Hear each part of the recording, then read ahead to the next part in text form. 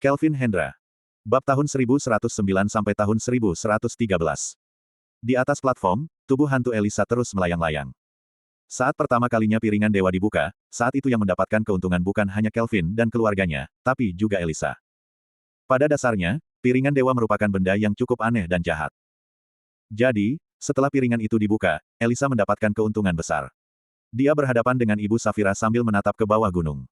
Kemudian, ekspresi wajahnya sedikit berubah. Mereka datang begitu cepat. Ekspresi Blissa berubah.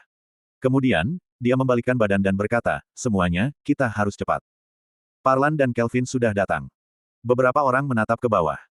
Dalam sekejap, wajah mereka sontak berubah drastis. Tentu saja, mereka tidak takut dengan Kelvin. Mereka takut dengan pria tua yang berpenampilan serba putih dengan rambut dan alisnya yang berwarna perak itu. Parlan. Parlan adalah eksistensi yang mengerikan di dunia kultivasi. Mendengar namanya saja sudah mampu membuat orang lain bergidik ngeri. Sosok tak tertandingi di dunia ini, Parlan. Menjadi sosok yang tak tertandingi di dunia, telah membuktikan eksistensi Parlan. Apalagi, saat ini, ada Dante dan juga Kelvin di sampingnya. Ada apa? Kenapa wanita itu belum membuka harta karun timurnya? Brandon menyabetkan pedangnya dan berteriak kencang. Di kejauhan, Sekar berdiri dengan wajah kosong. Sorot matanya penuh dengan kesedihan. Matanya menatap ujung platform. Di tempat itu, ada sebuah pintu besar yang berkabut. Di depan pintu ada lapisan kabut yang membuat orang-orang merasa rindu. Sophie sedang berdiri di sana dengan air mata yang membanjiri pipinya. Sementara itu, di sebelahnya, Cecil sedang memiringkan kepalanya dan mengamati Sophie. Dia menjilat bibirnya, seolah dia sedang melihat sesuatu yang lesat. Apa ada orang yang bisa menahan wanita ini? Teriak Elisa, tujuan kita datang kemari adalah untuk membuka harta karunnya. Jika sampai Parlan tiba, semuanya akan sia-sia belaka. Jauh di sana, Damar mengerutkan alisnya. Pada suatu titik waktu, suara aneh keluar dari mulutnya, lantas dia menggeram dan berkata, Cecil, bunuh wanita itu. Ekspresi Cecil tiba-tiba berubah. Sepasang matanya berubah menjadi hitam perak seperti tinta. Sekujur tubuhnya mulai diselimuti oleh serat-serat hitam. Setelah itu, dia membuka kelima jarinya. Sebuah aura jahat nan misterius sontak menyeruak dari tubuhnya. Dalam sekejap, bayangan hitam muncul satu persatu dari tubuhnya, seketika melingkupi tubuh Ibu Safira, membuatnya tak bisa bergerak.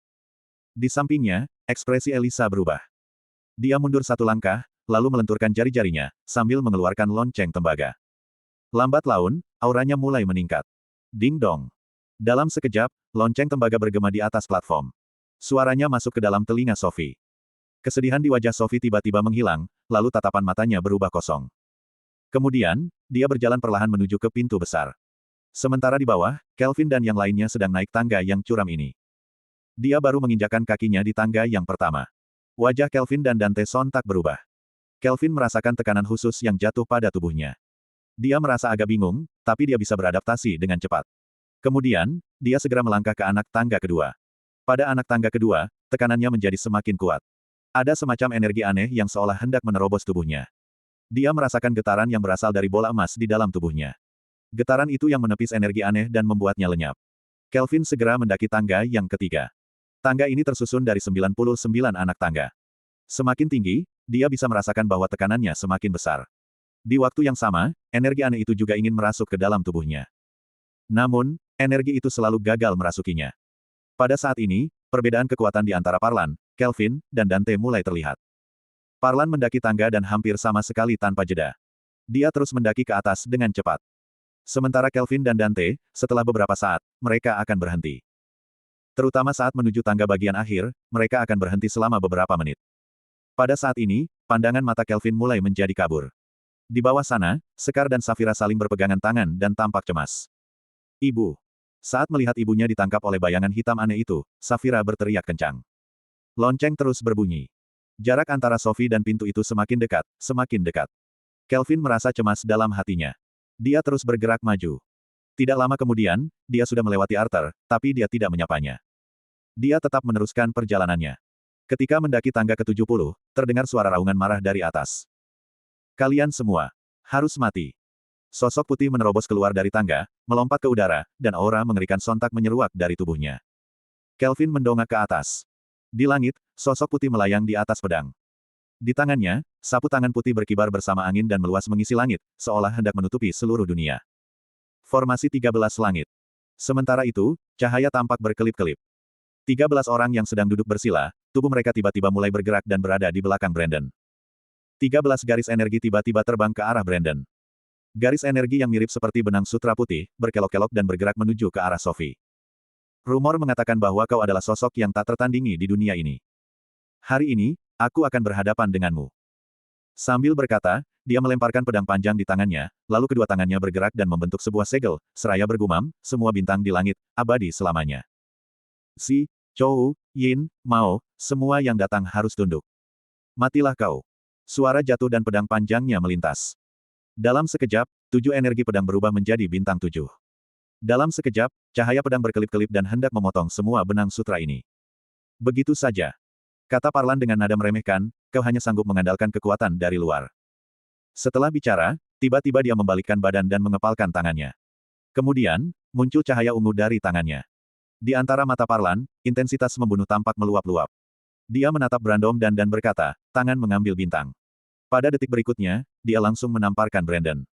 Sebuah bayangan jari muncul, seolah ingin meraih dan memetik bintang di langit. Namun, Brandon sama sekali tidak buru-buru. Dia mundur satu langkah, lalu kembali membentuk segel dengan tangannya dan berkata dengan suara rendah, seumur hidup satu pasangan, Dewi Jonggrang di langit 9 turun ke dunia fana. Dewi. Cahaya bintang muncul dan berubah menjadi bayangan Dewi. Dia memegang pedang panjang dan menebaskannya. Boom! Benang sutra dan bintang 7 berbenturan. Bayangan Dewi dan bayangan jari bertemu di satu titik. Dalam sekejap, benturan serangan mereka membuat platformnya terguncang hebat, seperti gempa bumi. Energi spiritual mengguncang area di sekitarnya. Platform pertempurannya terguncang hebat. Beberapa retakan muncul di tanah. Namun, platformnya masih sangat kuat dan tidak runtuh akibat benturan energi spiritual mereka. Brandon mundur satu langkah. Darah segar mengalir di sudut mulutnya, dan sorot matanya terlihat marah. Sosok tak tertandingi di dunia. Apa kemampuanmu hanya seperti itu? Brandon tertawa dingin. Formasi langitku adalah formasi tak terkalahkan di bawah tingkat Ningdan. Kau tidak akan sanggup mengalahkanku, kecuali kau menghancurkan segel di tubuhmu dan membiarkan bencana langit turun di tempat ini. Parlan menatapnya dengan datar dan berkata, apa kau pikir aku bisa terluka oleh seranganmu? Setelah itu, dia melirik Dimas di kejauhan dan berkata, tua bangka, kau hanya berhadapan dengan 2 orang saja. Salah satu dari mereka belum berada di tahap akhir, sedangkan sisanya masih berada di awal tingkat Ningdan. Kau pasti bisa menyelesaikan mereka dengan cepat, kan? Sampai di sini, dia berkata dengan wajah muram, belum waktunya untuk membuka harta karun timur. Tidak perlu banyak bicara. Aku sudah tahu. Dimas menggeram pelan, bocah ini menguasai sihir dan sulit ditangani. Sambil berteriak, Brandon sepenuhnya memfokuskan perhatiannya pada Parlan, hari ini, kami akan membuka harta karun timur. Siapapun yang ingin menghentikannya akan mati. Hari ini, kalian semua harus mati. Brandon tertawa dingin. Di kejauhan, wajah Elisa tampak cemas. Dengan kehadiran Parlan, kekuatan mereka menjadi tak seimbang. Jika mereka tidak membuka harta karun timur, maka hanya perkara waktu sampai akhirnya mereka dikalahkan. Kelvin dan Dante telah semakin dekat. Begitu mereka naik ke platform itu, maka semuanya akan berakhir. Dia sudah merencanakan semuanya selama 2 kehidupan. Jika sampai gagal lagi, dia akan benar-benar rugi. 1. Elisa sangat cemas. Lonceng jiwa di tangannya terus bergetar. Pergerakan Sophie semakin cepat. Jaraknya pada pintu besar juga semakin dekat.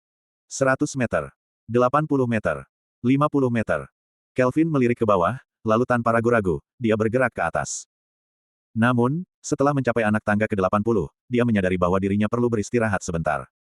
Dia meniti tangga langkah demi langkah. Sorot matanya penuh dengan harapan dan kegembiraan. Bagaimanapun, dia semakin dekat dengan tujuannya.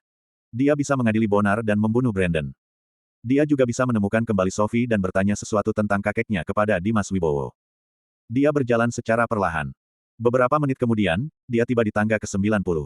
Weng! Tepat pada saat itu, jiwa Kelvin mulai bergetar. Gambaran di depannya tiba-tiba berubah.